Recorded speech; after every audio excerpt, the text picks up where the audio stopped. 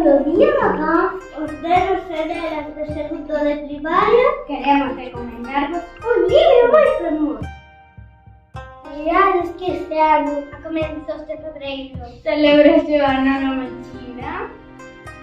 sabíades que las festas de Nuevo Año chinés salen todos a desfilar con gigantescas marionetas de dragón.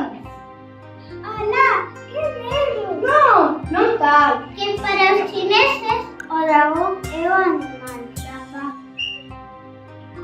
Neste libro de Calandrapa, titulado O nacemento do dragón, descubriredes como foi que naceu o primeiro dragón e comprenderedes por que o queren tanto. En toda a China queremos menos guerras e máis entendendo. Chao.